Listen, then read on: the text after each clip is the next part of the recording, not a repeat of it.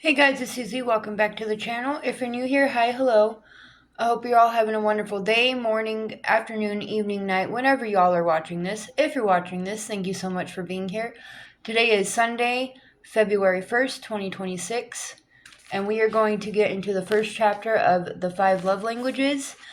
It's Valentine's Day month, so my videos might be more based around love and relationships, anything to do with Valentine's Day. But let's get into it. Chapter 1. What happens to love after the wedding? At 30,000 feet, somewhere between Buffalo and Dallas, he put his magazine in his seat pocket, turned in my direction, and asked, "What kind of work do you do?" "I do marriage counseling and lead marriage enrichment seminars," I said matter-of-factly. "I've been wanting to ask someone this for a long time," he said. "What happens to the love after you get married?" Relinquishing my hopes of getting a nap, I asked, "What do you mean?" "Well," he said, "I've been married 3 times, and each time it was wonderful before we got married. But somehow after the wedding, it all fell apart. All the love I thought I had for her and the love she seemed to have for me evaporated. I am a fairly intelligent person. I operate a successful business, but I don't understand it." "How long were you married?" I asked. "The first one lasted about 10 years. The second time we were married 3 years, and the last one almost 6 years." "Did your love evaporate immediately after the wedding, or was it a gradual loss?" I inquired. "Well, the second one went wrong from the very beginning. I don't know what happened. I really thought we loved each other. But the honeymoon was a disaster, and we never recovered. We only dated 6 months. It was a whirlwind romance. It was really exciting, but after the marriage, it was a battle from the beginning. In my first marriage, we had 3 or 4 good years before the baby came. After the baby was born, I felt like she gave her attention to the baby, and I no longer mattered. It was as if her one goal in life was to have a baby, and after the baby, she no longer needed me." "Did you tell her that?" I asked. "Yes," I told her. She said I was crazy. She said I did not understand the stress of being a 24-hour nurse. She said I should be more understanding and help her more. I really tried, but it didn't seem to make any difference.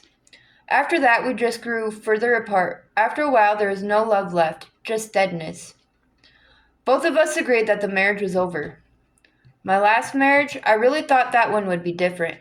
I had been divorced for 3 years. We dated each other for 2 years. I really thought we knew what we were doing, and I thought that perhaps for the first time, I really knew what it meant to love someone. I genuinely felt that she loved me. After the wedding, I don't think I changed. I continued to express love to her as I had before marriage. I told her how beautiful she was. I told her how much I loved her. I told her how proud I was to be her husband. But a few months after marriage, she started complaining. About petty things at first, like my not taking the garbage out or not hanging up my clothes. Later, she went to attacking my character, telling me she didn't feel she could trust me, accusing me of not being faithful to her. She became a totally negative person. Before marriage, she was never negative. She was one of the most positive people I have ever met. That's one of the things that attracted me to her. She never complained about anything. Everything I did was wonderful. But once we were married, it seemed I could do nothing right. I honestly don't know what happened. Eventually, I lost my love for her and began to resent her. She obviously had no love for me. We agreed there was no benefit to our living together any longer, so we split.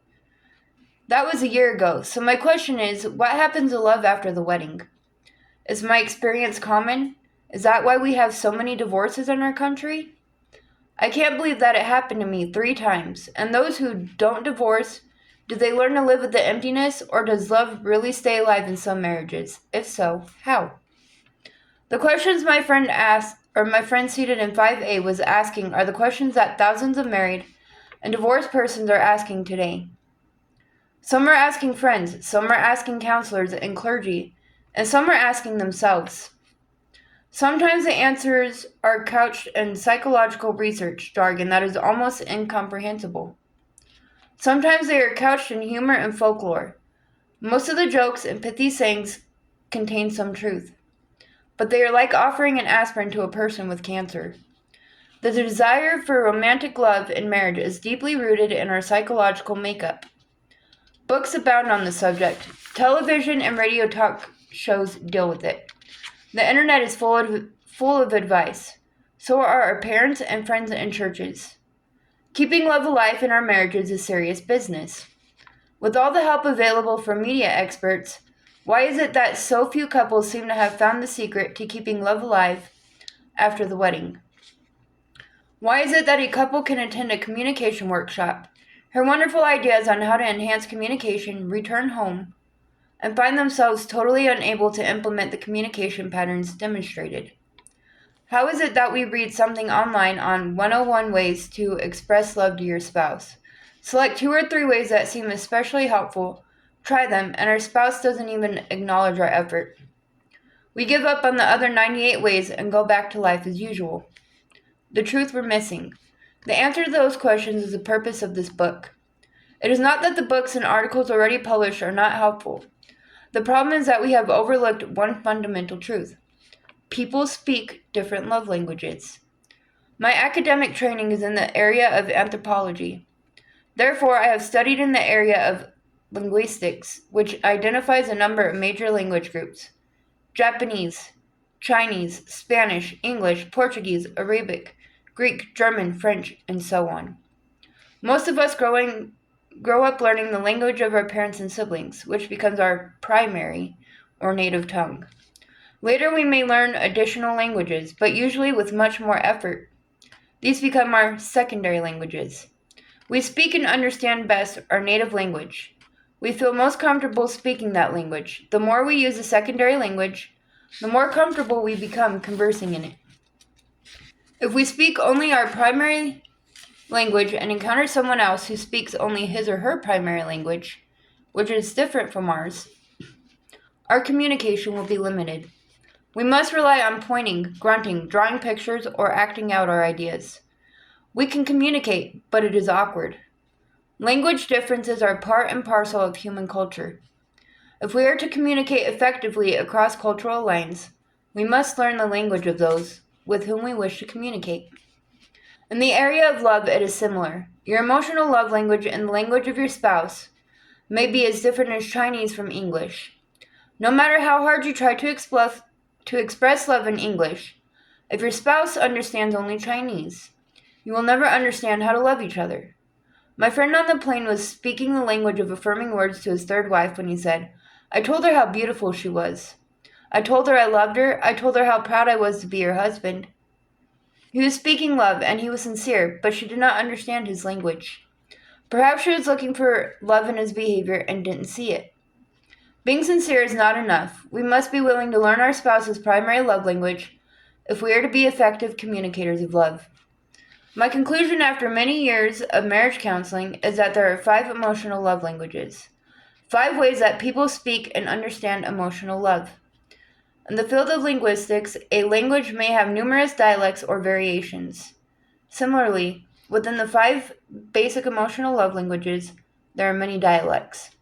The number of ways to express love within a love language is limited only by one's imagination.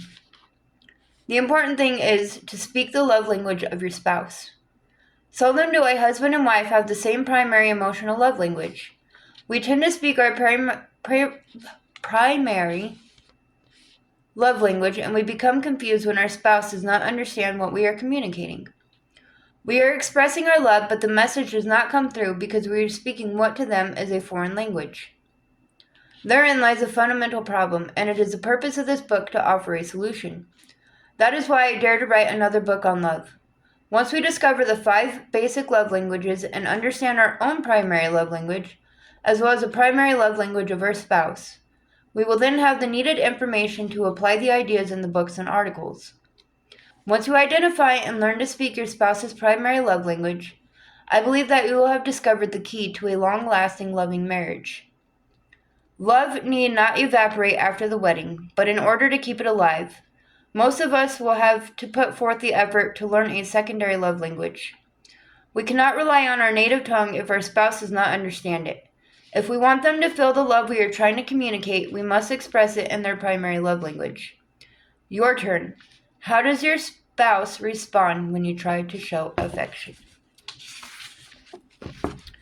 And that, my friends, is the end of chapter 1 from the 5 love languages.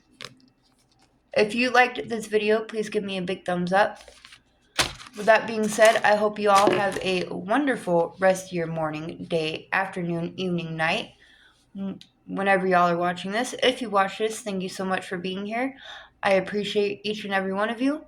With that being said, I will see you guys very soon with another video. Bye, guys.